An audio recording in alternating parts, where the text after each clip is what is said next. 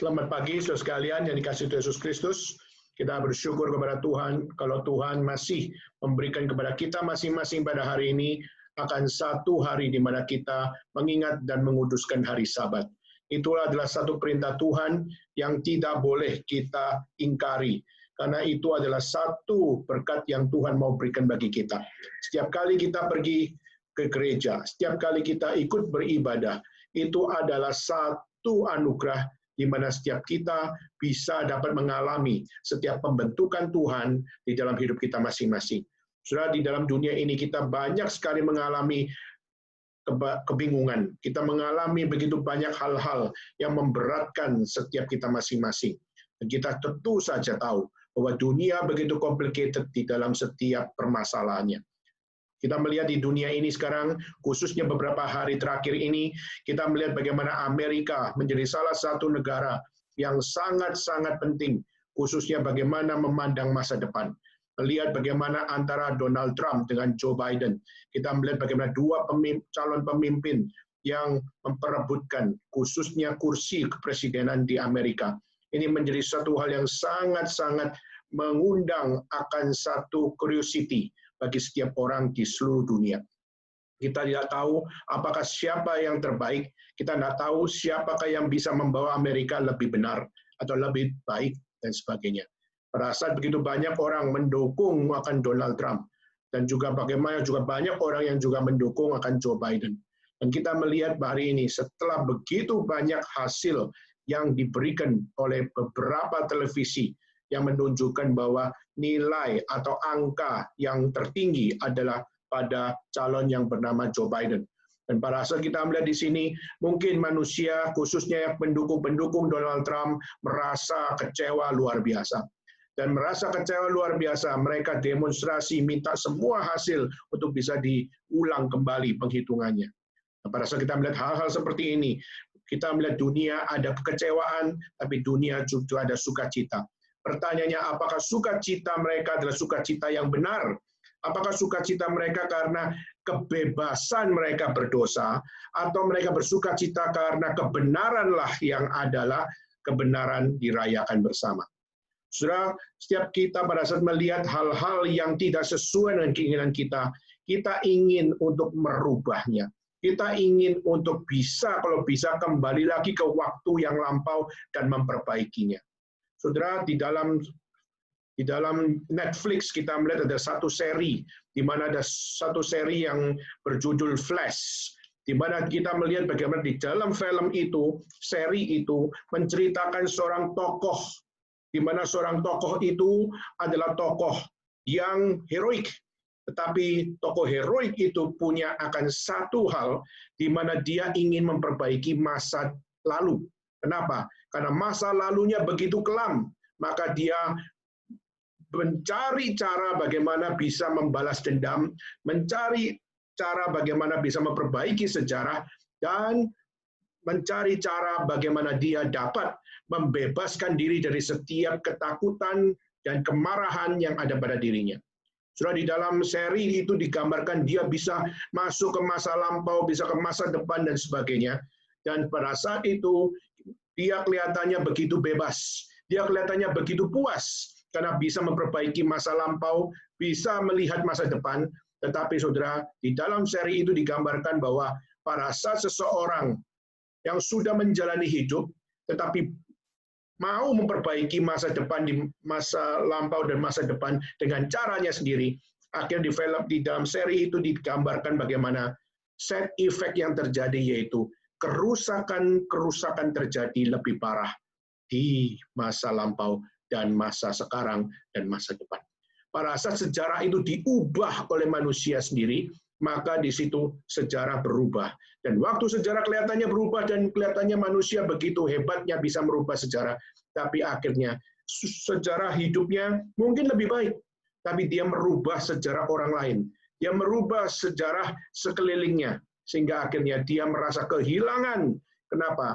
Karena sejarah yang lampau bisa membuat dia dekat dengan orang ini, dengan orang itu, akhirnya menjadi satu hal berubah semuanya. Saudara, waktu saya melihat seri tersebut, Lalu akhirnya saya coba untuk merefleksikan kepada setiap apa yang kita pikirkan. Saudara, kalau waktu saya melihat kenapa ya orang bisa bikin film untuk berpindah-pindah masa lampau, masa sekarang maupun kepada masa depan. Saudara, waktu saya melihat ada satu karya dari seorang bernama Herbert George Wells, di mana dia di abad 18 dia bikin satu buku tentang time machine. Dan waktu dia bikin buku tentang time machine itu, dia tulis buku di dalam satu harapan, yaitu apa? Manusia telah banyak melakukan kesalahan. Manusia telah banyak melakukan akan satu hal yang membuat dunia semakin tidak baik untuk ditinggal. Maka itulah kenapa pesan dari Herbert George Wells juga menjadi satu karya menunjukkan betapa hidup manusia itu sudah begitu rusaknya. Sehingga harapan manusia adalah saya bisa memperbaiki masa lampau. Nah, saudara, kita melihat itulah yang terjadi. Dan saya kemarin waktu berpikir, mungkinkah juga jika dunia sekarang sudah menjadi dunia yang maju, dan time machine mungkin menjadi sesuatu yang mereka berusaha wujudkan untuk mereka bisa memperbaiki masa lampau, saudara, mungkinkah juga manusia akan menghancurkan akan kehidupan sekelilingnya, seperti yang kita bisa lihat di dalam film maupun juga di dalam novel yang ditulis oleh Herbert George Wells. Saudara, dan ini juga menjadi refleksi kami, khususnya kita bisa melihat di zaman sekarang, khususnya di era pandemik ini. Kita melihat pandemik kenapa bisa terjadi? Pasti adalah karena kesalahan manusia. Kita percaya bahwa pandemik bisa terjadi semua karena ada side effect dari perbuatan manusia. Nah, saudara, mungkinkah kita bisa memperbaiki masa lampau? Saudara, yang sudah lampau adalah lampau. Tetapi kita seringkali terganggu dengan apa yang dibuat oleh film-film yang kita lihat, lalu kita mulai diganggu dengan novel-novel yang orang lain buat, dan akhirnya membuat kita memikirkan bahwa mungkinkah kita bisa memperbaiki masa lampau. Saudara, kita sudah membahas tentang kemerdekaan Kristen di dalam 2 pertemuan di dalam 3 minggu kemarin. Dan hari ini kita akan berusaha untuk membahas tentang satu tema, yaitu bagaimana kita setelah Christian freedom, kita bahas after freedom, yang menjadi pembahasan kita adalah what's next. Kalau kita sudah dimerdekakan oleh Kristus, kita sudah dimerdekakan di dalam iman oleh karena Kristus, pertanyaannya, apa langkah kita berikutnya? Khususnya bagaimana kita setelah menerima kebebasan dari Tuhan. Maka saudara, hari ini kita akan bersama-sama masuk di dalam Galatia pasal yang ke-5, dan mari kita bersama-sama membuka akan bagian ini, dan kiranya Tuhan sekali lagi berbicara kepada kita, bagaimana kita hidup di dalam kemenangan, hidup di dalam kebebasan, hidup di dalam kemerdekaan, di dalam Roh yang kudus. Dan biarlah kita bisa belajar, khususnya pada hari ini, kita belajar bagaimana hidup sesuai pimpinan Roh Kudus. Dan mari kita bersama-sama membuka di dalam Galatia pasal yang ke-5, dan kita akan membaca dari ayat 16 sampai ayat yang ke-26. Di dalam Galatia pasal 5, ayat 16 sampai 26. Nah, surah ini berbicara tentang the fruit of the Spirit, bicara tentang hidup di dalam buah roh. Dan surah, saya tidak akan membahas secara detail tentang buah roh, dan karena pembahasan tentang buah roh sudah saya bahas di dalam Persekutuan Pemuda, dan saudara bisa untuk mengikuti akan seri buah roh kudus melalui akan rekaman yang saudara bisa temukan di YouTube. Dan mari kita bersama-sama untuk membuka di dalam Galatia pasal ke-5, kita membaca ayat 16 sampai ayat 26. Dan setelah menemukan, mari kita membaca secara bersama-sama dimanapun saudara berada. Dan mari kita membaca pasal ke-5 ayat 16 sampai ayat 26. Setelah menemukan, mari kita baca bersama-sama. 1, 2, 3. Maksudku ialah hiduplah oleh roh, maka kamu tidak akan menuruti keinginan daging. Sebab keinginan daging berlawanan dengan keinginan roh, dan keinginan roh berlawanan dengan keinginan daging. Karena keduanya bertentangan, sehingga kamu setiap kali tidak melakukan apa yang kamu kehendaki. Akan tetapi, jikalau kamu memberi dirimu dipimpin oleh roh, maka kamu tidak hidup di bawah hukum Taurat. Perbuatan daging telah nyata, yaitu percabulan, kecemaran, hawa nafsu, penyembahan berhala, sihir, perseteruan, perselisihan, iri hati, amarah, kepentingan diri sendiri, percideraan, roh pemecah, kedengkian, kemabukan, pesta pora, dan sebagainya. Terhadap semuanya itu kuperingatkan kamu, seperti yang telah kubuat dahulu, bahwa barang siapa melakukan hal-hal yang demikian, ia tidak akan mendapat bagian dalam kerajaan Allah. Tetapi buah roh ialah kasih, sukacita, damai sejahtera, kesabaran, kemurahan, kebaikan, kesetiaan, kelemah lembutan, penguasaan diri. Tidak ada hukum yang menentang hal itu.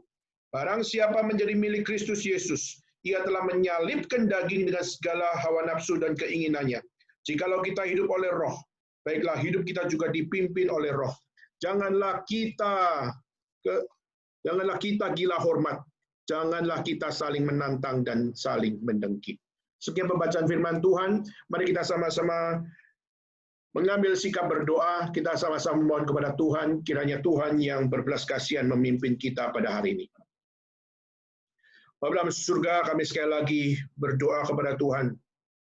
Kami mohon kepada Tuhan, kiranya Tuhan berbicara kepada kami melalui pemberitaan firman Tuhan pada hari ini.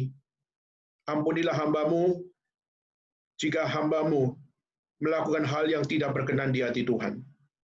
Tapi tolonglah ya Tuhan, supaya setiap pemberitaan firman Tuhan pada hari ini, sungguh-sungguh Tuhan melingkupi setiap perkataannya, sehingga firman Tuhan sungguh-sungguh dapat didengar oleh kami, sehingga firman Tuhan sungguh-sungguh dapat memenangkan jiwa kami, dan setiap firman Tuhan sungguh-sungguh dapat mengarahkan kami, bagaimana kami berjalan di dalam jalan yang benar. Terima kasih ya Tuhan, kami bersyukur, berterima kasih, menyerahkan setiap kami masing-masing tangan Tuhan. Di dalam nama Yesus Kristus, kami bersama-sama berdoa dan mengucap syukur. Amin. So sekalian, Rasul Paulus di dalam surat Galatia terus-menerus membicarakan tentang mengapa iman di dalam Kristus adalah iman yang harus menjadi hal yang tidak boleh tidak ada di dalam hidup orang Kristen. Mengapa iman Kristen yang berdasarkan pada anugerah Tuhan saja, yang hanya melalui Kristus saja kita diselamatkan, harus menjadi sebuah kesaksian di dalam kehidupan orang percaya. Kenapa orang-orang Yudaizer yang kita sudah bahas, bagaimana mereka adalah orang Kristen juga, tapi mereka menekankan sunat menjadi satu syarat bagaimana keselamatan diperoleh. Maka Paulus sudah memaparkan dengan begitu panjang bahwa iman Kristen adalah iman yang diselamatkan oleh karena iman di dalam Yesus Kristus saja, maka tidak ada yang lain. Maka di sini anugerah Tuhan diberikan secara gratis. Tetapi bukan berarti yang gratis itu adalah yang menjadi sesuatu yang tidak berarti. Justru yang gratis ini, tetapi bukan murahan. Yang gratis ini bukan sembarangan, tapi yang gratis ini karena kita tidak mampu untuk membelinya, kita tidak mampu memperolehnya, maka pemberian anugerah di dalam Kristus Yesus adalah gratis, adalah cuma-cuma, tetapi bukan murahan. Dan itu yang dianugerahkan oleh Tuhan kepada setiap orang percaya. Dan itulah berita yang di-sharingkan oleh Paulus. Tetapi kita juga melihat bagaimana banyak sekali kompromi-kompromi yang dilakukan oleh orang-orang yang menamakan diri Kristen. Tapi justru kompromi dilakukan karena dia mencampur adukan iman Kristus dengan tradisi. Sehingga kita melihat iman Kristus oleh Yudaizer dikombine dengan tradisi Musa. Sehingga akhirnya kita melihat dari konsep keselamatan. Kristus mereka percaya, tapi mereka juga percaya kalau tidak disunat, maka keselamatan tidak mungkin dapat diperoleh. Maka saudara, ini menjadi satu hal. Berarti bagi orang-orang Yudaizer, sunat adalah syarat keselamatan. Sedangkan kalau kita melihat Yesus maupun juga Paulus menyatakan bahwa keselamatan adalah dari Allah, maka pada saat dari Allah bagi kemuliaan nama Allah. Maka oleh karena itu manusia dengan melakukan apapun itu tidak mungkin bisa menyelamatkan dirinya. Maka tidak ada syarat lain di dalam keselamatan, di dalam iman kekristenan, hanya dari pemberian Allah saja memberikan keselamatan. Maka itulah kenapa kita melihat di dalam pembahasan Galatia, Paulus tidak berhenti untuk memberikan komparasi. Mengapa harus beriman kepada Kristus? Mengapa tidak kepada sunat, maupun kepada tradisi, maupun juga kepada hukum yang dinyatakan oleh Musa dan sebagainya. Maka saudara, melalui pembahasan hari ini kita akan membawa diri untuk melihat secara lebih detail lagi, kenapa Paulus menekankan hidup di dalam roh. Kenapa dia terus menekankan bagaimana hidup adalah karena anugerah keselamatan di dalam Kristus. Kenapa dia terus-menerus membicarakan ini secara fokus kepada kita pada hari ini. Maka saudara, kalau secara general kita bisa melihat dari ayat 16 sampai ayat 18, kita bisa melihat hiduplah oleh roh. Kenapa? Karena hidup oleh roh itu bertentangan dengan keinginan daging. Karena hidup oleh roh berlawanan dengan keinginan daging. Dan juga bertentangan, berlawanan, dan juga tidak berada di dalam anugerah, tapi berada di dalam hukum Taurat. Maka ini menjadi satu secara general, dia mengatakan bahwa hiduplah oleh roh harus ada di dalam iman orang percaya. Nah, pertanyaannya adalah bagaimana kita bisa memilah hidup oleh roh yang bagaimana? Bagaimana saya bisa menghidupi living with the Spirit? Bagaimana saya sebagai orang percaya, saya sungguh-sungguh menghidupi buah roh, menghidupi kehidupan yang Tuhan anugerahkan kepada saya. Nah, saudara, kita akan melanjutkan pembahasan kita dengan kita melihat dari ayat 19 sampai 26. Di sini kita bisa melihat beberapa hal. Pertama, kita akan membahas tentang bagaimana Paulus membicarakan bahwa keinginan daging itu adalah sesuatu yang sangat berbahaya. Keinginan daging adalah sesuatu yang sangat rusak, fatal, dan bahkan keinginan daging dapat membuat kita kehilangan keselamatan. Kita lihat di dalam ayat 19 sampai ayat 21. Di situ kita melihat bagaimana Paulus membagi pekerjaan keinginan daging di dalam 4 kategori. Kita akan melihat bagaimana orang berdosa, orang yang hidup dalam keinginan daging, itu adalah orang yang hidup di dalam ketiadaan, di dalam keselamatan, di dalam 4 kategori. Pertama, saudara, kita melihat keinginan daging yang ada pada diri orang berdosa. Pertama dikategorikan di dalam pertama adalah outside marriage atau sexual sins. Ya, kalau kita melihat ayat 19 dikatakan apa? Perbuatan daging telah nyata melalui percabulan, kecemaran, hawa nafsu. Ya, kita melihat ini adalah satu hal, sexual sins adalah keinginan daging. Saudara, pada dasarnya apakah seksual itu adalah sesuatu yang Tuhan buang di dalam hidup manusia? Jawabannya tidak, saudara. Seks itu adalah sesuatu anugerah Tuhan. Tetapi pertanyaannya adalah the work of the flesh di sini, kenapa dikecam oleh Paulus? Karena seksual yang benar sudah tidak lagi dilakukan di dalam kebenaran. Kenapa? Karena seksual justru dilakukan di dalam konteks dosa. Maksudnya apa, saudara? Kita melihat bagaimana di zaman Paulus banyak sekali orang-orang Kristen yang tergoda dengan pengaruh Yunani kuno. Di mana Yunani kuno punya konsep yaitu apa? Kalau kamu mau dibersihkan dosanya, pergilah ke kuil. Pergilah ke kuil akan dewa-dewa dari Romawi atau dari Yunani kuno. Kenapa? Karena pada saat engkau pergi ke kuil dan engkau bertemu dengan pagar ayu yang ada di sana, di mana engkau melakukan seks suci di sana. Maka waktu engkau pergi ke kuil dan engkau melakukan seks suci dengan wanita-wanita yang dipersiapkan di sana, maka waktu engkau melakukan akan sexual action di sana, maka engkau akan dibebaskan dosamu. Engkau akan didengar doamu, dan sebagainya. Maka waktu itu kita melihat bagaimana banyak sekali orang-orang Kristen yang waktu melihat kehidupan kita untuk bagaimana ditebus dosanya adalah melalui kita mengikut Kristus, kita mengikuti penderitaannya, kita mengikuti setiap ajarannya yang sulit dihidupi.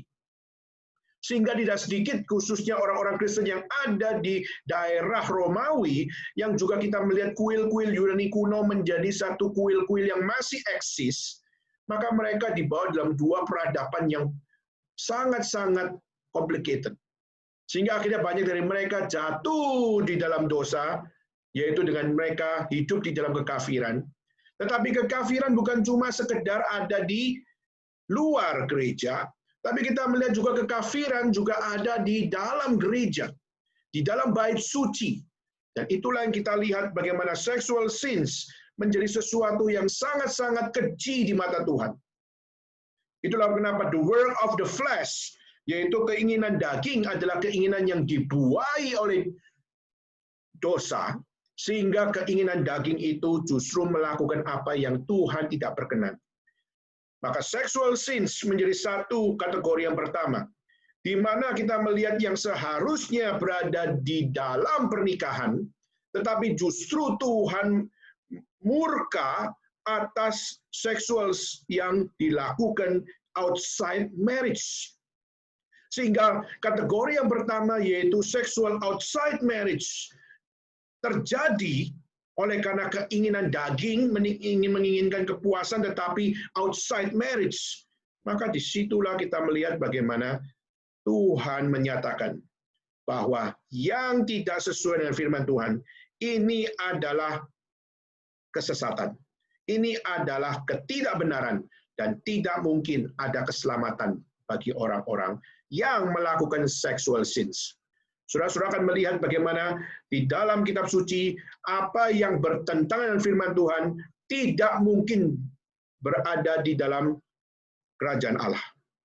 Maka di sini kategori pertama dikatakan, orang-orang yang berkeinginan daging adalah orang-orang yang bagaimana? Yang pertama, mereka berada di dalam dosa seksual, yaitu yang tidak pada tempatnya melakukan akan sexual sins. Yang seharusnya adalah inner, tapi justru dijadikan publik. Dan akhirnya itu menjadi satu kehidupan yang merusak, dan itulah kehidupan yang tidak mungkin memberkati orang, dan tidak mungkin diselamatkan oleh Tuhan jika tidak bertobat. Itu yang pertama, saudara. Kita melihat bagaimana perbuatan daging telah nyata, yaitu percabulan, kecemaran, dan hawa nafsu. Tiga hal ini menjadi akan satu kategori sexual sins yang Tuhan murkai di dalam diri manusia yang hidup di dalam kedagingan. Kedua, saudara bisa lihat di dalam berikutnya. Di dalam berikutnya, saudara akan bisa lihat bagaimana muncul kata penyembahan berhala, sihir, dua hal ini. Saudara, kategori kedua yaitu religious sins, yaitu dosa religius. Dosa religius yaitu apa? Idolatry, ya, yaitu adalah penyembahan berhala, dan sihir. Dan sihir berkaitan dengan kebatinan, sihir berbicara tentang sesuatu yang mistis, tetapi bukan kepada Tuhan, tapi dalam pekerjaan iblis. Nah, saudara, ini juga yang Tuhan murka. Itulah kenapa Paulus terus menekankan bahwa keselamatan oleh karena iman saja. Kenapa? Karena banyak orang-orang yang hidup secara religius, tapi di dalam dosanya. Maksudnya apa, saudara? Kita melihat kata penyembahan berhala. Kalau kita tanya, mengapa orang-orang ingin menyembah berhala? Saudara, kalau kita melihat waktu bangsa Israel keluar dari Mesir, lalu akhirnya dia bisa bikin anak lembu emas. Pertanyaannya, mengapa mereka membuat anak lembu emas dan mereka menyembah akan anak lembu emas itu? Saudara, kalau kita melihat yang paling muncul di dalam setiap apa yang mereka lakukan adalah karena mereka ingin kebebasan. Mereka tidak mau diatur sama Tuhan. Mereka tidak mau diatur oleh firman. Mereka tidak mau diatur oleh setiap pengajaran. Mereka tidak mau diatur oleh doktrin. Mereka cuma menjadi orang Kristen yang menurut selera mereka adalah Kristen yang baik, Kristen yang benar. menjadi Kristen sesuai dengan seleranya sendiri. Tetapi tidak mau mengikuti selera Tuhan. Tapi tidak mau mengikuti selera Tuhan. Maupun tidak mau menjalankan selera Tuhan.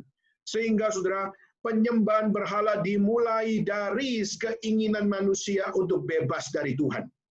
Dan bebas dari Tuhan berarti dia menginginkan apa? Dia menginginkan kebebasan untuk melakukan apa yang mereka mau. Mereka menginginkan apa yang mereka suka. Dan kita melihat manusia suka apa? Manusia suka uang. Maka kenapa mereka pergi untuk memberikan persembahan kepada dewa-dewa? Supaya apa? Mereka dapat berkat. Supaya mereka dapat uang. Saudara, orang Kristen hari ini yang tidak beres adalah orang Kristen yang minta sama Tuhan seperti mereka minta kepada dewa-dewa. Yang menjadi hal yang paling rusak dilakukan orang Kristen adalah mereka jadi orang Kristen yang berdoa kepada Tuhan, tapi doanya adalah doa yang sama seperti mereka berdoa kepada para dewa. Waktu saudara pai-pai kepada satu patung, dan waktu saudara menjadi orang Kristen, pertanyaannya doa kita adalah doa yang benar, doa kepada Tuhan, mengikuti apa yang Tuhan mau, mengikuti apa yang Tuhan tuntut, mengikuti apa yang Tuhan rencanakan, atau kita berdoa seperti kepada dewa-dewa untuk meminta apa yang kita inginkan dan dia merealisasikannya kepada kita. Saudara, pada saat saya berada di Surabaya, banyak sekali orang Surabaya, khususnya bisnismen, suka pergi ke Gunung Kawi. Kenapa mereka pergi ke Gunung Kawi? Karena mereka ingin memberikan akan persembahan sesajen. Dan mereka ke Gunung Kawi adalah minta supaya apa? Supaya setiap apa yang mereka inginkan, yaitu double portion dari setiap apa yang mereka kerjakan. Double portion uang yang mereka miliki. Dan juga double portion apa yang mereka harapkan bisa terjadi dalam hidup mereka. Ya saudara, dan waktu saya dengar bagaimana orang tua dari teman saya pergi ke Gunung Kawi, dan benar katanya bahwa dia dapat kekayaan double. Dan benar dia dapat usaha yang lebih lagi membuat akan timbunan tabungan mereka bertambah. Dan benar mereka waktu pergi Gunung Kawi memberikan persembahan dan meminta akan berkat versi mereka, dan mereka memperolehnya. Dan waktu itu saya sebagai seorang Kristen, pada saat mendengar kalimat-kalimat itu, saya seakan-akan jadi seorang yang sangat-sangat bodoh sebagai orang Kristen. Kenapa? Mereka adalah orang Kristen yang pergi ke Gunung Kawi. Mereka orang Kristen yang pergi ke gunung dan meminta berkat, dan mereka dapat berkat. Sedangkan kita yang ada di gereja yang hanya mau setia kepada Kristus saja, akhirnya kita nggak dapat apa-apa.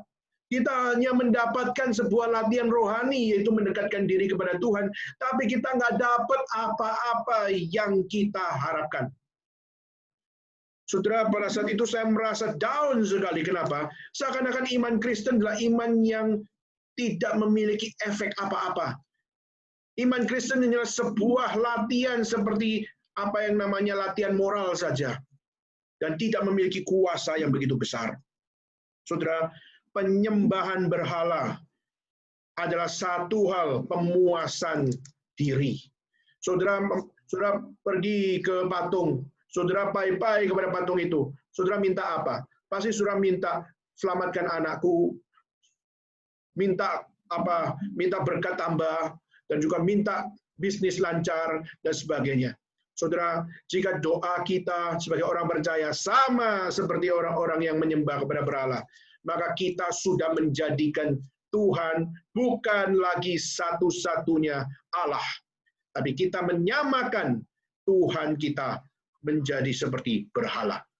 Dan waktu kita sudah menjadikan Tuhan menjadi berhala yang sama dengan yang lain, maka saudara, kita sudah merusak image Tuhan. Bukan cuma di dalam pikiran kita, bukan cuma di dalam hati kita, tapi juga di dalam seluruh totalitas hidup kita. Karena kita semua diciptakan menurut gambar rupa Tuhan.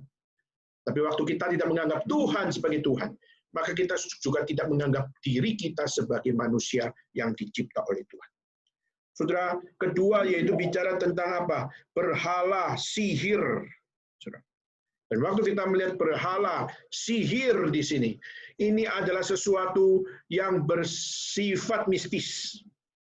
Saudara, kita melihat hari ini mistisism menjadi satu gerakan yang hari ini banyak sekali booming di mana-mana.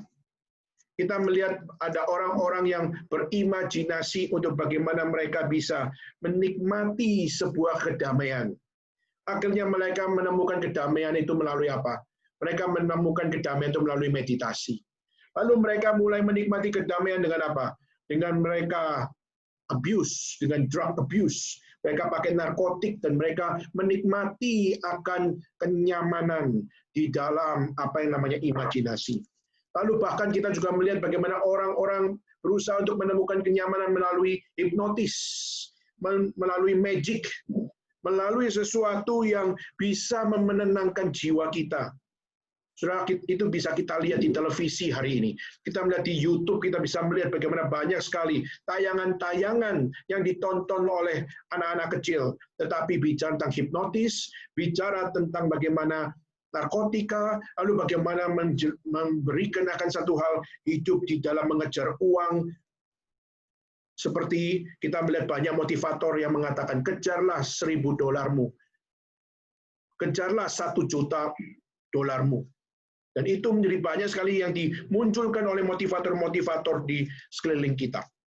Nah, kita melihat ini adalah satu zaman yang sudah bercampur aduk. Benar dan salah sudah tidak jelas lagi. Maka semua diadopsi sama-sama. Hingga akhirnya, itulah kenapa di dalam satu gerakan namanya New Age Movement, adalah satu gerakan baru di mana segala sesuatu tidak ada yang namanya benar atau salah. Semua ada benarnya, semua ada salahnya. Maka semua diadopsi supaya apa? Kita hidup lebih bijaksana. Maka bijaksana dimengerti di dalam mengadopsi semua agama, semua kepercayaan, semua pemikiran, dan itu menjadi satu hal bijaksana. Pertanyaan, benarkah seperti itu? Sudah kadang-kadang kita di dalam khotbah, kita di dalam seminar, kita di dalam persekutuan, kita bicara tentang filsafat, kita bicara tentang pemikiran-pemikiran orang-orang di zaman dulu, dan juga kita bicara tentang pemikiran kontemporer dan sebagainya. Kenapa kita membahas semuanya itu? Bukan untuk bercampur aduk, saudara. Tapi justru kita mau mengkomparasikan dan menunjukkan betapa rusaknya pemikiran-pemikiran yang jauh daripada Tuhan.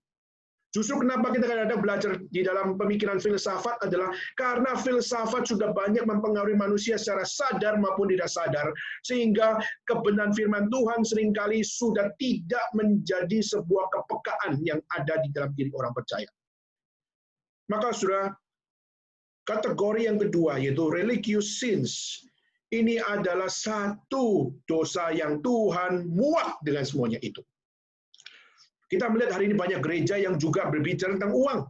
Kita juga lihat bagaimana gereja mulai bicara tentang kebatinan, bicara tentang hal di mana kalau kamu minta, maka Tuhan akan memberikan 2 kali lipat atau 100 kali lipat dan sebagainya.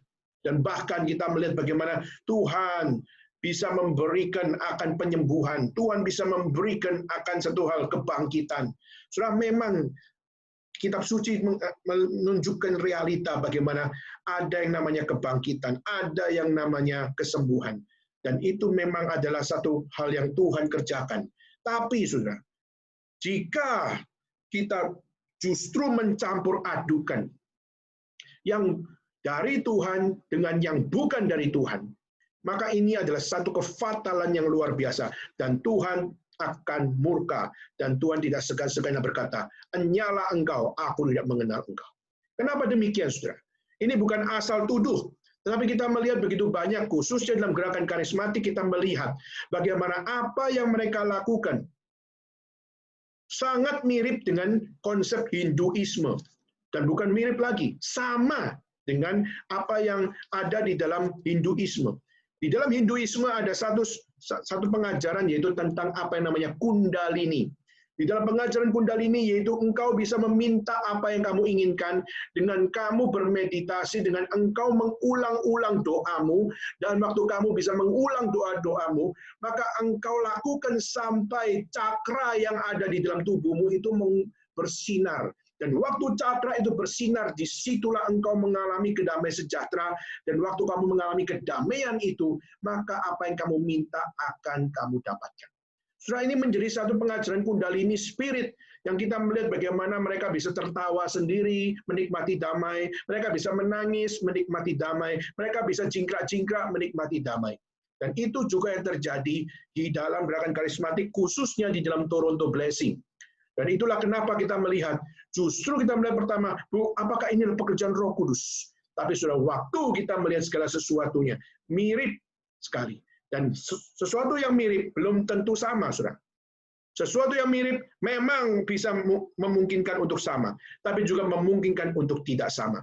Contoh, di dalam kitab suci, Musa, waktu dia memegang akan tongkat, dan pada saat melihat Firaun yang didampingi oleh para magician di mana mereka juga memegang tongkat. Dan waktu Musa menaruh akan tongkat itu ke tanah, dan tongkat itu langsung menjadi ular.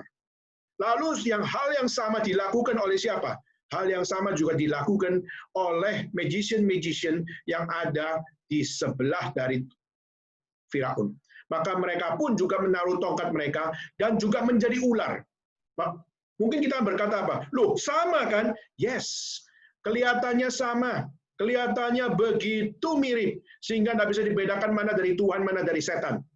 Tetapi saudara, satu hal yang kita bisa lihat dari kejadian itu adalah, waktu Musa menaruh tongkatnya menjadi ular, dan juga para magician juga menaruh tongkatnya menjadi ular. Tetapi kita melihat bagaimana ular-ular yang muncul dari tangan para magician, semua dipatahkan oleh apa yang dari Tuhan. Maka ini menunjukkan bahwa di dalam apa yang namanya anugerah Tuhan, ada yang asli, tapi juga ada yang banyak sudah dipalsukan. Dan yang dipalsukan berasal dari mana? Pasti bukan dari Tuhan. Maka kenapa tongkat dari magician bisa menjadi ular? Itu bukan dari Tuhan. Karena mereka menyerupai, mereka menjiplak akan apa yang dilakukan oleh Tuhan. Dan siapa yang bisa memberikan kuasa untuk menjiplaknya?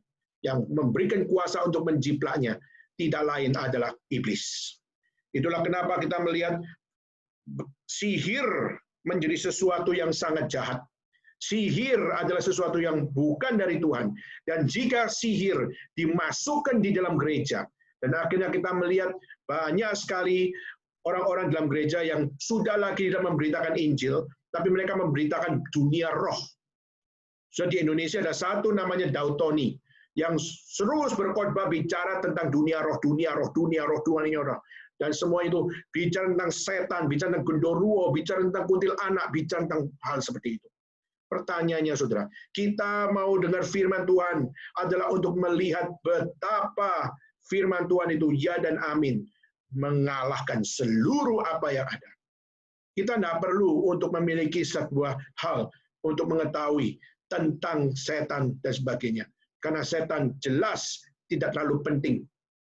Karena yang lebih penting adalah mengenal Kristus, menghidupi firman, memberitakan Injil, dan menjalankan rencana Tuhan. Itu jauh lebih penting daripada kita mengenal setan, mengenal pengalamannya, mengenal akan kehebatannya, mengenal akan pengaruhnya, dan sebagainya. Kita sudah tahu bahwa setan pasti tidak bertenanti hati Tuhan.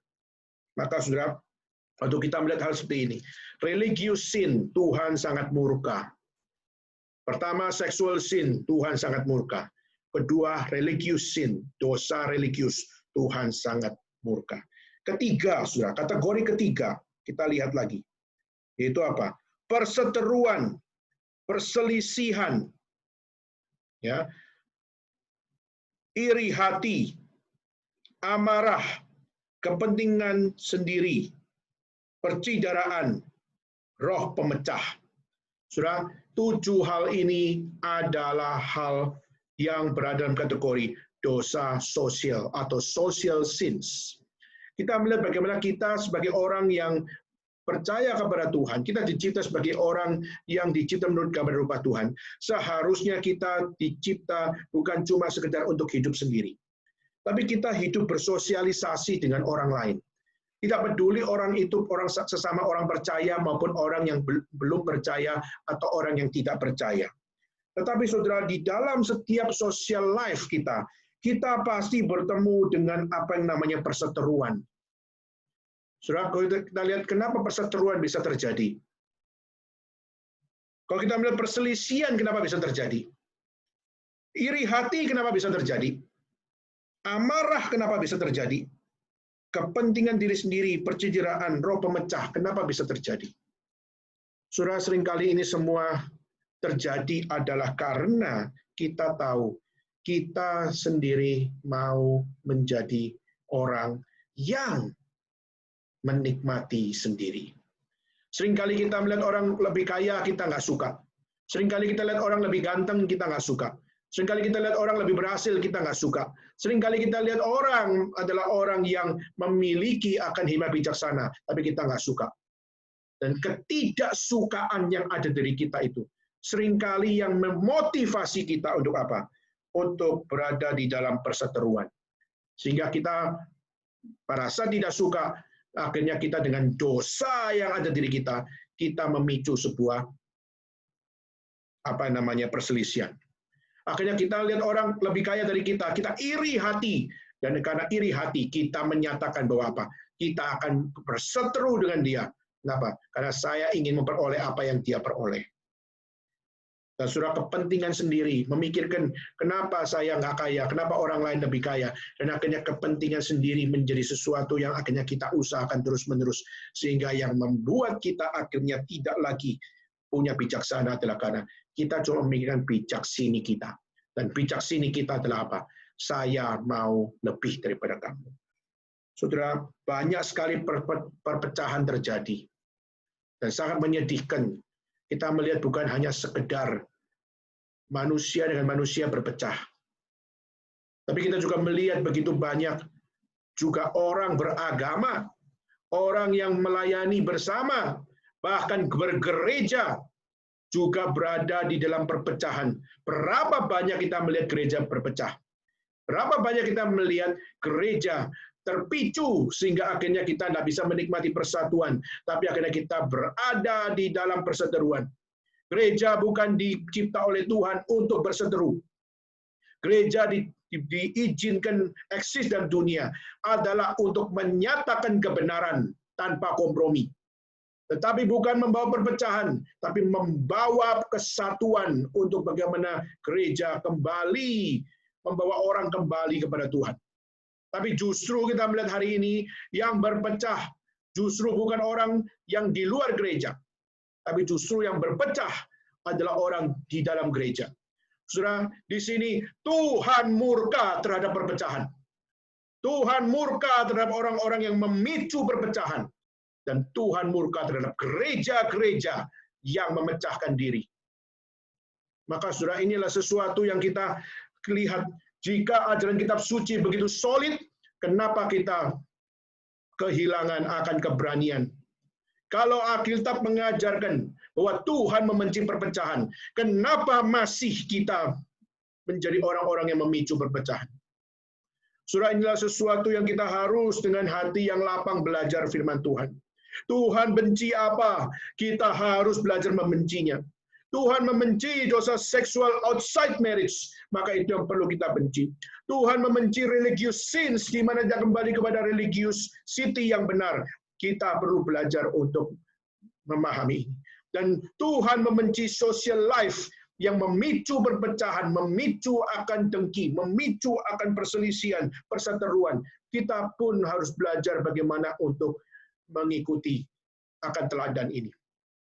Dan saudara, keempat, yaitu adalah kategori tentang hal berikutnya, yaitu kedengkian, kemabukan, pesta pora, dan sebagainya. Saudara, khususnya di dalam kemabukan dan pesta pora. Kenapa orang mabuk, saudara? Apakah minum alkohol itu salah? Saudara, pada saat kita melihat dalam kitab suci, pesta pora, apakah salah, saudara? Kalau kita melihat dalam kitab suci, Yesus saja perkawinan di Kana ikut di dalam sebuah pesta. Maka apa yang salah pada pesta? Kalau Yesus saja berpesta, kenapa kita tidak berpesta? Sudah seringkali kita sangat dangkal untuk menilai. Kalau Yesus sudah berpesta, kenapa saya tidak berpesta? Yes, Yesus ada di dalam pesta pernikahan di Kana. Tetapi saudara coba perhatikan. Meskipun berada di dalam pesta, yang perlu menjadi penekanan adalah apakah engkau dikendalikan oleh pesta pora itu, atau kita yang mengendalikan pesta pora itu. Kita diperbudak oleh pesta pora itu, atau kita yang memperbudak pesta pora itu. Waktu kita minum alkohol, apakah saya diperbudak oleh alkohol, atau saya yang memperbudak alkohol? Saudara, kalau kita melihat ini adalah sesuatu yang perlu kita sadari bahwa apa? Kita dicipta oleh Tuhan untuk kita menjadi tuan atas segala sesuatu. Kita dipercayakan untuk bagaimana kita mengenal dunia, dan kita bukan dikontrol oleh dunia. Tapi kita yang harus mengontrol dunia. Kita yang harus mengontrol tubuh, kita yang harus mengontrol kehidupan kita yang harus mengontrol keluarga kita yang harus mengontrol pekerjaan kita, mengontrol akan studi kita, dan yang mengontrol kehidupan pelayanan kita, dan sebagainya. Maka kita diberikan tanggung jawab untuk mengontrol, saudara. Pada saat kita tahu, di dalam alkohol misalnya, alkohol jelas adalah sesuatu yang berguna di saat saudara dalam musim dingin, saudara minum sedikit wine, itu sangat membantu kita. Tetapi saudara, yang kita persoalkan adalah bukan no alkohol, tapi bagaimana saudara dominating alkohol. Bagaimana saudara memperalat, kalau kita pakai bahasa kasarnya adalah memperalat alkohol itu untuk hal yang benar. Memakai akan alkohol itu untuk hal yang benar. Menahan diri untuk melakukan hal yang benar. Nah, saudara, kita melihat kenapa banyak orang jatuh dalam alkoholik, saudara. Karena mereka tidak mendominasi. Mereka membiarkan akan habit itu menjadi tuan atas diri dia. Nah, saudara, kita bukan dipanggil untuk menjadi budak atas alkohol. Tapi justru kita yang harus sebagai tuan mendominating apa yang namanya alkohol. Kenapa, saudara? Jika tidak ada kontrol di situ, maka segala sesuatu akan bersifat destruktif. Itu akan bersifat merusak. Saudara. Dan apalagi kita melihat pesta pora. Saudara, pesta pora mungkin saudara terkesannya adalah hanya sekedar seperti perkawinan di Kana. Tapi kalau saudara membaca dalam bahasa asli, pesta pora yang dibicarakan di dalam konteks zaman itu bukan pesta sekedar makan dan minum, saudara. Pesta pora di sini adalah wild parties, yaitu adalah pesta yang liar. Dan pesta yang real dimaksud adalah sexual party. Itu mereka bisa berganti-ganti pasangan di dalam party itu, melampiaskan nafsu. Tidak peduli siapa kenal, tidak kenal, pokoknya mereka melampiaskan. Siapa mau nikmati saya, silakan. Siapa mau saya nikmati, silakan. Maka saudara, ini adalah sesuatu yang liar. Dan itu yang ditentang oleh Tuhan. Nah, saudara, Paulus menekankan bahwa pekerjaan dari keinginan daging adalah pekerjaan setan. Dan Tuhan membenci akan setiap apa yang menjadi dosa keinginan daging. Sexual sins, religious sins, social sins, dan juga akan sin of excess, yaitu adalah tidak bisa mendominasi setiap apa yang menjadi hal yang kita bisa kontrol. Nah, saudara, itulah kenapa Paulus menekankan bahwa jika kita hidup bukan oleh roh, tapi kita hidup oleh kedagingan, maka saudara mungkin tidak masuk di dalam sexual sins, tapi saudara masuk jatuh di dalam religious sin. Atau mungkin saudara sudah menjaga religius dengan baik, tapi secara social sins saudara jatuh, maupun juga yang lain. Maka saudara, itulah kenapa Paulus mengajak untuk apa? Paulus mengajak jemaat Galatia untuk apa? Buka mata. Keinginan daging adalah sesuatu yang sangat-sangat merusak, destruktif, dan tidak ada sesuatu yang membangun. Maka satu-satunya yang harus ada dalam hidup kita sebagai orang percaya bagi Paulus adalah you must have the fruit of the Spirit. Kau harus punya buah roh dalam hidupmu di ayat 22 dan 23. Nah, di dalam buah roh, disitulah engkau dapat melihat bagaimana apa yang Tuhan murka adalah sesuatu yang tidak boleh ada di dalam hidup kita. Dan satu-satu yang bisa memerdekakan orang percaya dari keinginan daging adalah bagaimana mereka hidup di dalam buah roh. Saudara, saya sudah bahas ini di dalam persekutuan pemuda, dan setiap pembahasan sudah di dalam pembahasan yang kelima, dan nanti dalam minggu depan kita akan bahas yang keenam. Saudara bisa mengikuti akan seri ini di YouTube, dan saudara bisa ketik buah roh, dan saudara bisa ketik akan apa yang menjadi pembahasan-pembahasan yang nanti kita juga akan selesaikan. Dan saudara bisa belajar dari setiap buah roh satu demi satu.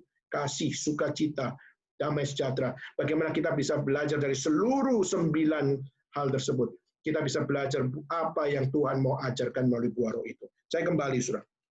Dan di sini Paulus mengatakan bahwa setiap kitab harus memiliki buah roh. Nah, pertanyaannya, apa itu buah roh? Buah roh itu ada berapa? Dan bagaimana kita mengerti tentang buah roh?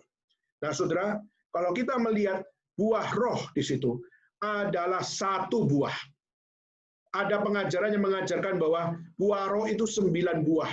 Sehingga 9 buah itu adalah 9 yang Tuhan kerjakan di dalam hidup manusia. Maka 1 buah, tapi ada 9 roh. Dan itulah yang diajarkan oleh satu hamba Tuhan yang bernama Benny Hinn, di mana dia mengatakan bahwa Tuhan adalah satu, tapi Tuhan memiliki 9 roh. Jawabannya adalah tidak. Itu ajaran salah. Itu ajaran yang tidak benar. Kenapa? Alkitab mengajarkan bahwa satu buah, one fruit alone, tetapi one fruit alone, di dalamnya ada 9 rasa. Dan 9 rasa itu ada dalam satu buah. Itu ada yang namanya kasih, sukacita, damai sejahtera, kesabaran, kemurahan, kebaikan, kesetiaan, kelemah lembutan, penguasaan diri. Dan dikatakan selanjutnya, tidak ada hukum yang menentang hal-hal itu. Nah, saudara, maka satu buah 9 rasa. Apa yang ada di dalam buah roh ini? Kenapa harus ada buah roh 9 rasa, saudara?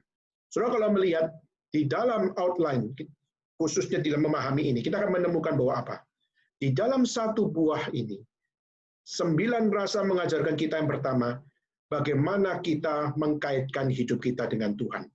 Maka itu kita bisa pelajari dari apa? Dari kasih, dari sukacita, dan juga dari damai sejahtera.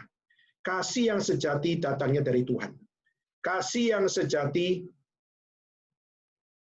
yang mendominasi sukacita berasal dari Tuhan. Dan juga apa yang namanya damai sejahtera yang sejati. Tidak bisa lepas dari kasih, tidak bisa lepas dari sukacita dari Tuhan. Maka love, joy, and peace. Ini adalah buah roh yang mengajarkan kepada kita bagaimana kita punya dasar kasih, kita punya dasar sukacita, kita punya dasar damai sejahtera yang membawa kita memahami Tuhan yang penuh kasih. Dialah yang harus jadi dasar saya mengasihi orang. Tuhan yang penuh sukacita. Meskipun saya menderita pun, sukacita Tuhan selalu ada dalam hidup saya. Dan damai sejahtera Tuhan, biarlah selalu ada dalam setiap diri kita. Di saat Tuhan menjanjikan roh penolong, roh penghibur, memimpin kita, maka damai sejahtera selalu ada di dalam hidup orang percaya, di dalam kondisi apapun. Maka buah roh mengajarkan kita bagaimana kita mendasarkan seluruh hidup kita kepada Tuhan, yaitu melalui kasih, sukacita, dan damai sejahtera. Kedua, saudara, yaitu apa? Yaitu buah Roh Kudus membawa kita untuk mengenal bagaimana kita belajar bersaksi sebagai orang percaya di sekeliling kita. Maka ada yang namanya di sini adalah kesabaran, kemurahan, dan kebaikan. Sudah 3 hal ini, patience, kindness, and goodness. Ini adalah satu hal yang Tuhan anugerahkan bagi orang percaya, sehingga waktu ada orang membencimu, engkau tetap sabar. Waktu orang memperlakukan tidak adil padamu, engkau tetap penuh murah hati. Dan waktu orang melakukan hal yang tidak baik padamu, engkau tetap menyebar kebaikan. Kenapa bisa terjadi? Karena buah roh bekerja padamu. Maka jika hari ini saudara kurang sabar, kurang baik, maupun juga kurang memiliki kemurahan hati, saudara harus minta kepada Tuhan. Karena dunia akan terus menyebalkan kita. Tapi bagaimana kita tetap punya hati, tetap stabil, tetap seimbang di dalam anugerah Tuhan. Maka patience, kindness, and goodness. Ini adalah buah roh yang Tuhan berikan untuk bagaimana kita menghadapi dunia. Bagaimana menghadapi setiap tantangan, bagaimana menghadapi setiap akan perlawanan yang ada. Di satu sisi kita harus membela kebenaran, memperjuangkan kebenaran. Tapi kalau semuanya itu tanpa kasih, nggak ada gunanya. Tanpa kesabaran, nggak ada gunanya. Tanpa kemurahan hati, nggak ada gunanya. Tanpa kebaikan, nggak ada gunanya. Maka pertama, buah roh mengajarkan kita bagaimana mendasarkan hidup kita semua kepada Tuhan. Kedua, buah roh mendesak kita bagaimana kita melakukan apa yang sejati bagi orang lain. Bukan untuk diri, tapi untuk orang lain. Dan ketiga, barulah untuk diri kita. Yaitu apa? Kita belajar bagaimana lemah lembut, penguasaan diri. Kesetiaan, kelemah lembutan, dan penguasaan diri. Faithfulness, gentleness, and self-control. Ini adalah satu anugerah buah roh diberikan kepada kita untuk kita secara karakter. Kita belajar setia. Setia membela kebenaran. Setia membicarakan kebenaran. Setia memperjuangkan kebenaran. Dan belajar bagaimana kita memiliki apa yang namanya kelemah lembutan. Di sini bukan berarti kita menjadi banci, tapi lemah lembut di sini adalah kita dapat menaruh segala sesuatu dengan tepat, menaruh setiap kondisi kepada hal yang benar, yaitu lemah lembut, yaitu bagaimana kita tidak terpancing, tapi kita memiliki satu kestabilan untuk memandang segala sesuatu di dalam tempat yang benar. Dan self-control adalah satu pengendalian diri, yaitu kita bukan diperbudak, tapi kita tahu posisi. Kalau semua orang tahu posisinya, maka setiap orang akan tahu apa yang harus dikontrol, mana yang tidak dikontrol.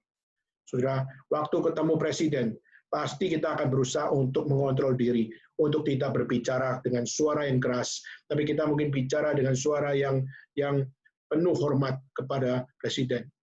Saudara, maka segala sesuatu di dalam self-control justru akan mengajarkan kita bagaimana berbijaksana.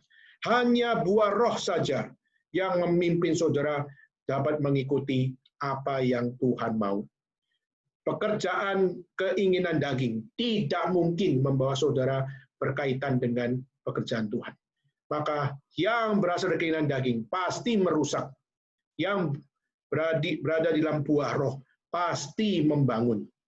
Dan pertanyaannya, apakah hidup kita semua adalah hidup yang membangun orang lain?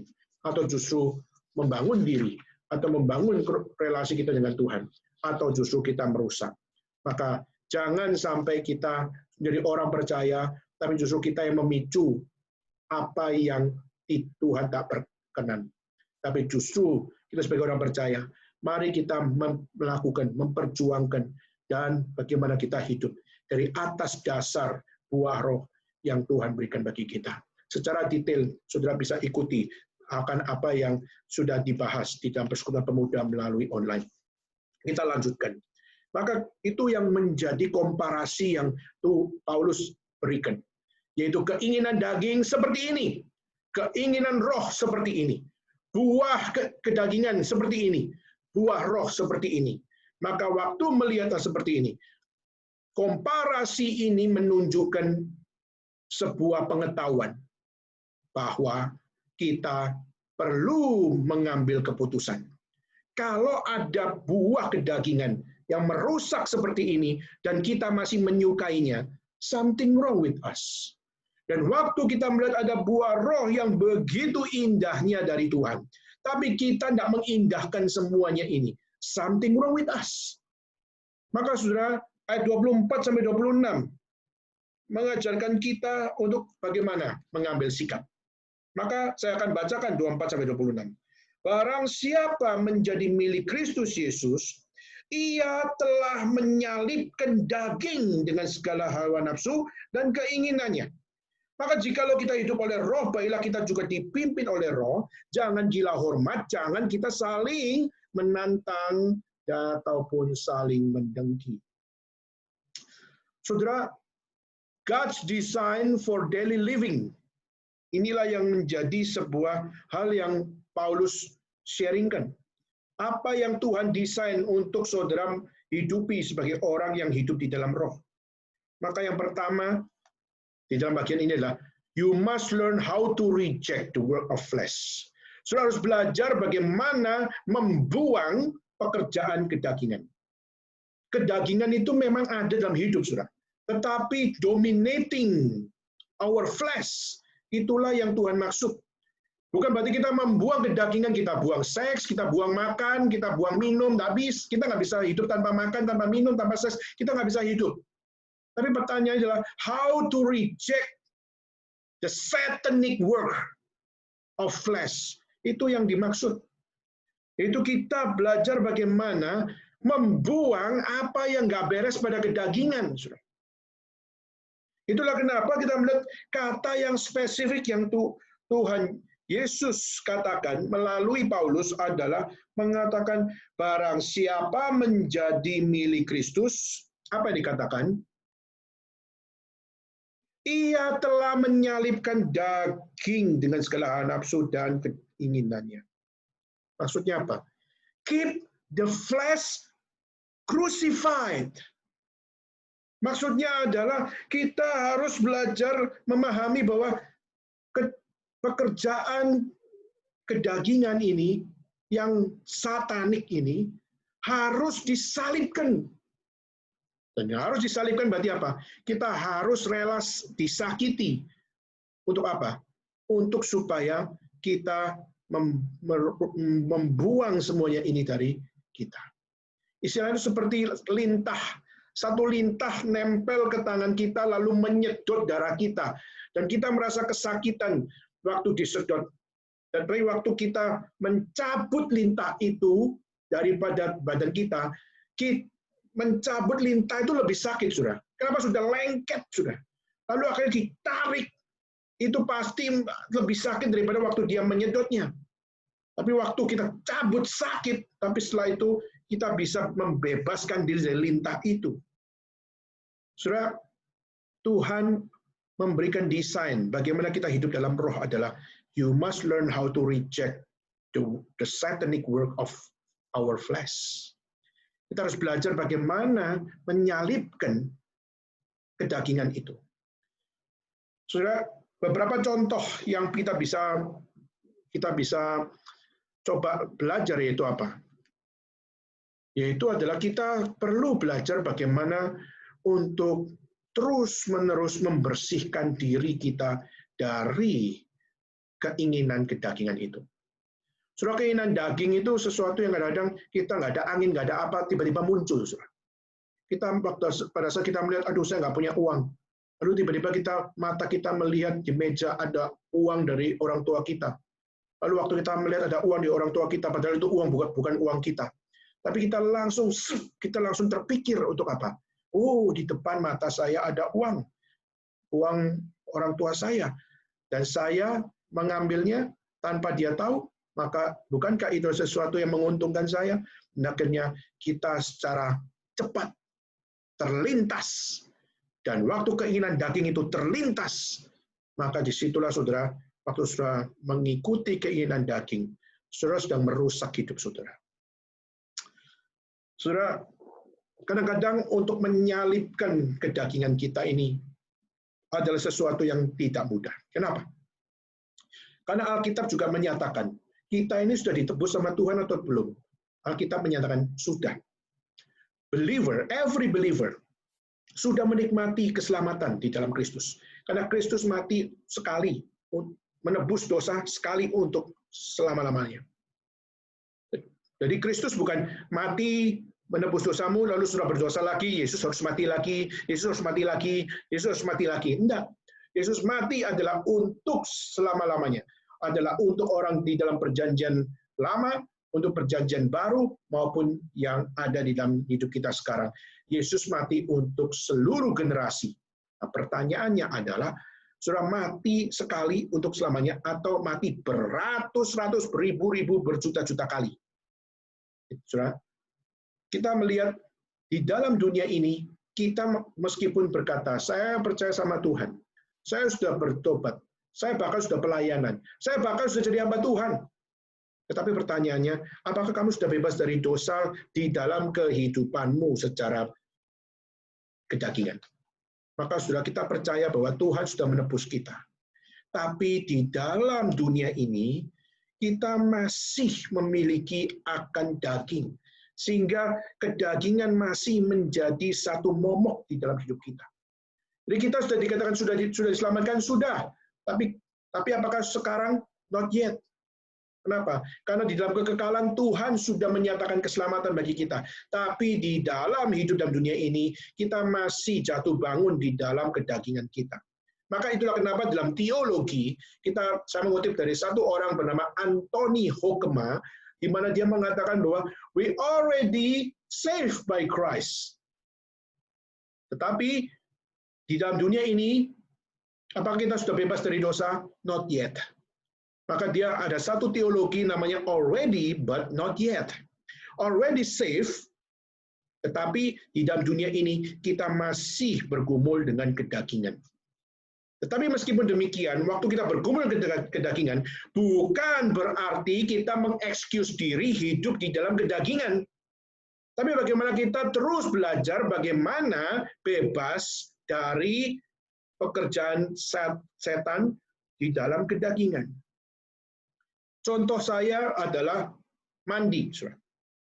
Saudara tahu kan bahwa mandi itu apa? Mandi adalah untuk membersihkan kita dari kuman-kuman. Kita pakai sabun yang wangi, kita pakai sampo yang wangi, kita pakai akan pelembab yang wangi, kita pakai apapun untuk supaya tubuh kita ini menjadi satu tubuh yang bersih. Saudara mandi untuk apa? Kita mandi untuk apa? Apakah saudara untuk wangi, untuk bersih? Kalau memang saudara tahu bahwa saya mandi adalah karena ya saya mau bersih dari kuman, saya mau wangi dan sebagainya. Saudara, waktu saudara beraktivitas satu harian, saudara keluar dari rumah satu harian. Setelah itu saudara pagi pergi, pulang malam. Waktu saudara pulang malam, saudara, kenapa kadang kita perlu untuk mandi lagi? Kenapa besok paginya harus mandi lagi? Mungkin kita berkata, aduh, kalau hidup itu cuma bersih cuma sebentar, itu buat apa? Mendingan gua nggak usah mandi deh. Mendingan gua nggak usah mandi sebulan, setahun, ikutin orang-orang Tibet aja yang mandi cuma waktu Mandi cuma waktu lahir, waktu diurapi, dan waktu mati. Sudah. Kecuali ada hujan, itu baru namanya mandi. Apakah kita memang seperti itu? Saudara, kita hidup kenapa mandi terus? Padahal kita tahu setelah mandi kotor lagi, setelah kotor mandi lagi, mandi kotor lagi. Terus kita tahu apa yang namanya satu realita bahwa kotor akan selalu ada di dalam hidup kita. Tetapi saudara, kita tahu hidup kotor dan sebagainya. Tapi kita perlu belajar bagaimana menjaga diri supaya tidak kotor. Kita menjaga diri supaya waktu kita keluar, kuman tidak masuk ke kita. Kalaupun kita berusaha untuk bersih, semaksimal mungkin, itu pun kita tetap cuci lagi, kita tetap mandi lagi. Kenapa? Karena saudara, kita tahu hal ini memang terus berulang-ulang. Mandi kotor, kuman. Mandi lagi, kuman lagi. Tapi ini justru tuh menjadi satu hal yang kita tahu secara logika. Bahwa yang kuman harus terus dibersihkan. Dan ini juga jadi pelajaran buat kita. Kita mandi. karena kita peduli dengan tubuh kita. Kenapa hari ini kita perlu belajar firman Tuhan? Kenapa hari ini kita perlu untuk belajar mengerti rencana Tuhan, kehendak Tuhan, kebenaran Tuhan? Karena itulah yang membersihkan saudara hidup sebagai manusia berdosa dalam dunia ini. Itulah kenapa saudara beribadah hari ini sekalipun. Karena di dalam hari-harimu perlu ada penebusan. Ingatlah Paulus berkata, hari ini adalah hari-hari yang jahat. Pergunakanlah waktu sebaik-baiknya.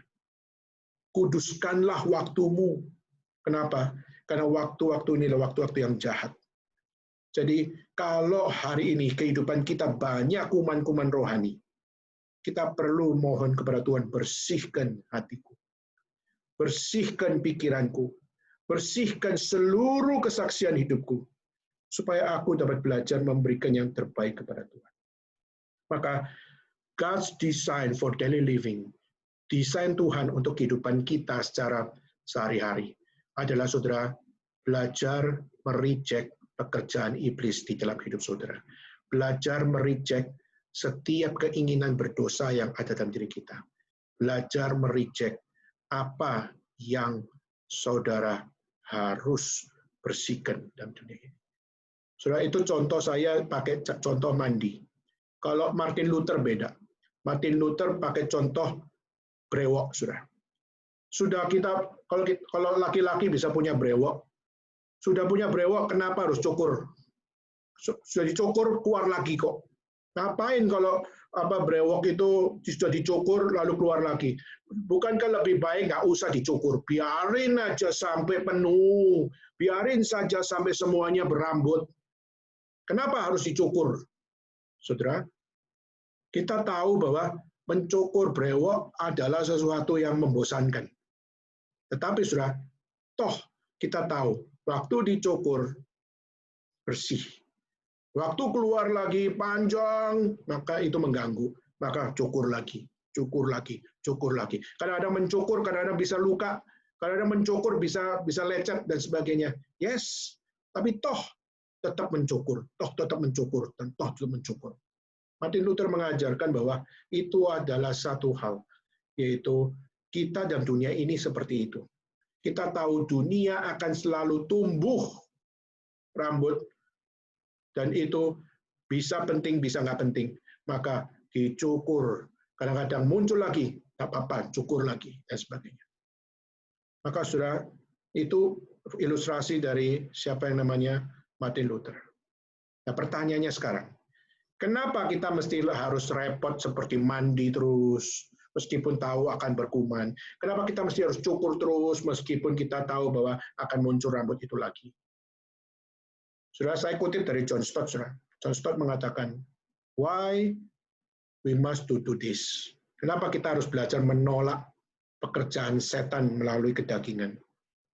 Karena because we have been crucified with Christ, but we do crucify ourselves. Tuhan sudah mati buat kita, tapi kita juga harus belajar mati bagi diri kita sendiri. Maksudnya mati bagi diri sendiri adalah kita mengalahkan kedagingan kita.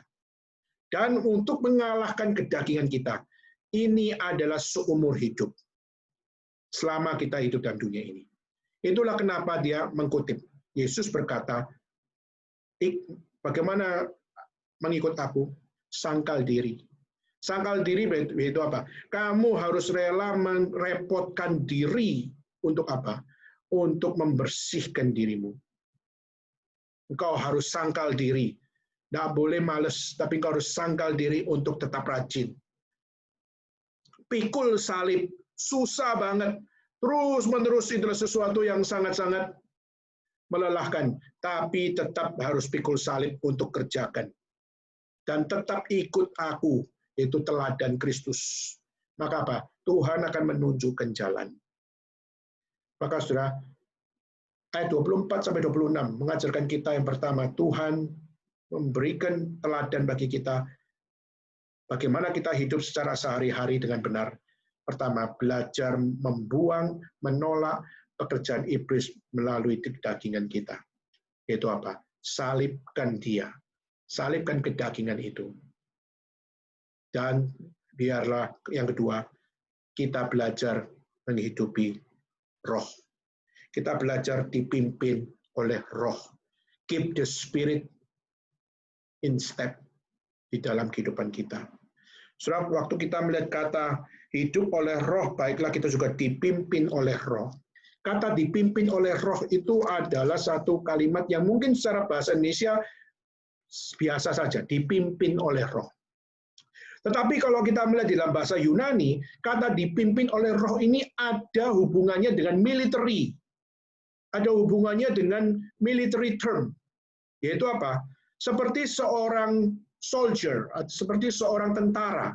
Di mana tentara, bagaimana dia hanya mengikuti suara kepemimpinan atasannya. Jadi dia walaupun punya suara sendiri, tapi waktu dia sebagai seorang tentara, dia hanya dengar suara pemimpinnya. Jadi waktu leadernya berkata, pergi berperang, maka meskipun dia setuju tidak setuju, dia pergi berperang. Kenapa? Karena atasannya adalah suara kebenaran bagi mereka. Mereka tidak punya modal apa-apa. Tentara itu sebenarnya kita bisa katakan orang-orang yang paling bodoh. Kenapa? Karena mereka tidak punya keputusan sendiri. Semua adalah ditentukan oleh atasan. Jadi waktu atasan berkata pergi berperang, maka semua mereka ikut berperang. Maka saudara, jadi kata dipimpin di sini adalah konsep military, yaitu kita sebagai orang percaya, kita ini adalah tentara-tentara yang mengikuti pimpinan, mengikuti suara atasan, di mana atasan punya master plan apa, kita hanya mengikutinya. Memang kesannya bodoh ya. Kita sebagai tentara, kita tidak tahu master plan-nya apa, tapi dia sudah mempersiapkan master plan-nya, dan dia melibatkan kita di dalam master plan-nya, dan kita nggak tahu secara detail master plan-nya apa, tetapi kita tetap mau mengikutinya. Sudah kadang-kadang kalau kita pikirkan secara militer ini goblok juga, ini bodoh juga. Kenapa? Kalau seperti kita lihat misalnya Korea Utara, Korea Selatan berperang, mereka tahu satu rumpun, mereka tahu satu bangsa, mereka tahu mereka bersama-sama berbahasa Korean. Waktu mereka berperang, mereka kadang nangis. Kenapa? Yang aku lawan adalah kakakku sendiri. Yang aku lawan adalah orang sekampungku sendiri. Yang aku lawan adalah saudaraku sendiri. Tapi mereka pilih jadi North, saya menjadi South. Dan waktu berperang mereka kancingnya sangat complicated. Perasaannya bercampur aduk. Dan sebagainya. Saya waktu melihat satu film Korea yang sangat-sangat di dalam nuansa peperangan antara South Korea dan North Korea, sudah di situ bercampur aduk tentara-tentara itu. Waktu mereka menemukan bahwa yang mereka hadapi adalah tentara North Korea, dan tentara North Koreanya itu adalah satu teman baiknya dalam kampungnya dia. Mau tembak, tapi dia adalah saudara kampung, tapi dia adalah musuhku. Kadang-kadang kita melihat complicated seperti ini, sehingga kesannya menjadi seorang soldier adalah suatu kebodohan. Ya, kadang-kadang kalau kita secara dunia menilai menjadi seorang soldier itu bodoh. Karena hanya mengikuti suara atasan. Atasannya kalau pikirannya jahat, maka semua akan mendukung hal yang jahat. Kalau atasannya bicara hal yang baik, maka soldier akan jadi orang-orang yang berpikiran baik dan melakukan hal yang baik. Kadang kalau kita memikirkan hal ini, kita akan campur aduk, saudara. Kenapa? Manusia nggak sempurna kok. Tapi, saudara, kalau kita mau kembali kepada logika yang sesungguhnya, kalau kita dipimpin oleh roh nggak pernah salah, saudara. Memang kita nggak tahu master plan-nya roh itu apa, master plan-nya Tuhan itu apa, master plan-nya Kristus itu apa, rencana Tuhan dalam hidup saya apa. Saya nggak tahu Tuhan kenapa saya harus mengalami ini, mengalami itu. Saya nggak tahu kenapa saya harus berada dalam kondisi seperti ini, seperti itu. Kita kadang-kadang punya pertanyaan begitu banyak, saudara. Saya orang percaya, tapi kenapa saya miskin? Saya orang percaya, tapi kenapa orang yang saya kasih harus meninggal? Dan saya orang percaya, tapi kenapa hidup begitu sulit? Kadang kita punya question mark yang sangat-sangat membuat kita tuh tidak habis-habisnya bertanya. Tapi saudara, waktu saudara mendengar dipimpin oleh roh, Apakah betul roh layak kita ikuti pimpinannya? Saudara, memang kita tidak tahu secara detail every inch of the master plan dari Tuhan. Tetapi saudara, kita tidak bisa menyamakan atasan-atasan yang ada di dunia ini dengan Tuhan. Kita tidak bisa menyamakan limitasi orang-orang yang menjadi pemimpin di atas kita dengan Tuhan. Kenapa? Tuhan tidak pernah salah. Tuhan tidak pernah gagal. Dan Tuhan tidak pernah melakukan hal yang merugikan. Yang dia lakukan adalah menyatakan kebenaran. Yang dia lakukan adalah menyatakan apa yang suci. Yang dia lakukan adalah yang menyatakan apa yang indah. Maka kita harus belajar percaya kepada Tuhan. Let God sanctify our life. Biarlah Tuhan yang memurnikan, menguduskan hidup kita. Supaya hidup kita semakin mengikuti pimpinan roh, hidup kita semakin menyenangkan hati Tuhan, hidup kita semakin menjadi berkat bagi orang lain, dan juga membangun karakter yang indah di dalam diri kita sendiri. Maka kita menjadi orang-orang yang hidup di dalam buah roh. Memiliki apa yang namanya kasih, sukacita, damai sejahtera, kesabaran, kemurahan, kebaikan, kesetiaan, kelemah lembutan, dan penguasaan diri. Saudara, buah roh adalah esensial di dalam hidup kita. Pertanyaannya, do you care about this? Apakah saudara peduli membutuhkan buah roh di dalam hidup saudara? Sekali lagi, buah roh bukan kita menciptakan buah roh. Buah roh adalah pemberian Allah. Buah roh adalah propertinya Tuhan Allah. Dan itu hanya diberikan bagi orang yang percaya kepada Allah. Pertanyaannya, bagaimana saudara dan saya? Apakah kita adalah manusia yang takluk kepada Tuhan? Yang sadar hidupnya berdosa. Yang sadar tidak ada seorang pun yang bisa menyelamatkan kita. Hanya Yesus Kristus, penyelamat kita satu-satunya. Yang dapat menganugerahkan buah roh untuk mendominasi kita. Sehingga kita bisa membuang apa yang nggak beres dalam kedagingan kita. Dan membangun kedagingan kita di dalam pimpinan buah rohnya. Sehingga tidak ada kedengkian, tidak ada kericuhan, tidak ada namanya iri hati, tidak ada perseteruan, tidak ada perpecahan. Semuanya indah di dalam pimpinan Tuhan. Kiranya kemerdekaan yang Tuhan anugerahkan kepada orang percaya sungguh-sungguh dapat memberikan guidance bagi kita. Bagaimana kita percaya buah Roh Kudus adalah buah yang memuliakan Dia. Adakah buah roh itu dalam hidup saudara dan saya? Mari kita sama-sama mohon kepada Tuhan. Tuhan, ampuni dosa saya. Pimpinlah hidup saya. Jangan bawa saya hidup di dalam pekerjaan iblis di dalam kedagingan. Tapi kiranya Tuhan yang memimpin kita menjadi pemimpin di dalam seluruh pikiran, hati, dan kesaksian hidup kita. Kiranya Tuhan memberkati kita semua. Mari kita bangkit berdiri dan mari kita bersama-sama mengambil sikap berdoa. Bapa dalam surga, kami berterima kasih kepada Tuhan karena Engkau adalah Allah yang mengasihi kami. Kami tahu ya Tuhan, kami seringkali jatuh bangun di dalam kedagingan kami. Seringkali kami membiarkan hidup kami jatuh di dalam apa yang kami tahu itu salah. Tapi seringkali kami terjebak. Seringkali kami adalah orang-orang yang take it for granted terhadap setiap apa yang Tuhan berikan. Mohon ampun ya Tuhan, kalau kami selalu diperbudak oleh pekerjaan iblis, dan seringkali kami membiarkan iblis merajalela dalam hidup kami, bahkan kami menjadi iblis dalam hidup kami sendiri.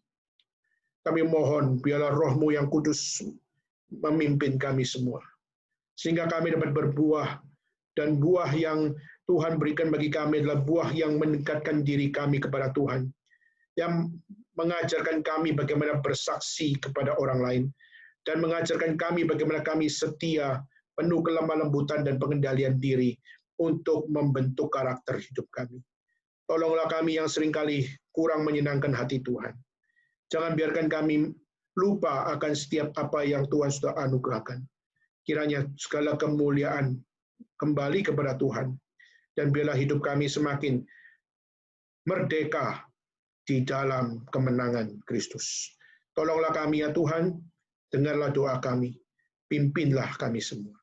Di dalam nama Yesus Kristus, kami bersama-sama berdoa, kami bersyukur kepada Tuhan. Bapa, terima kasih.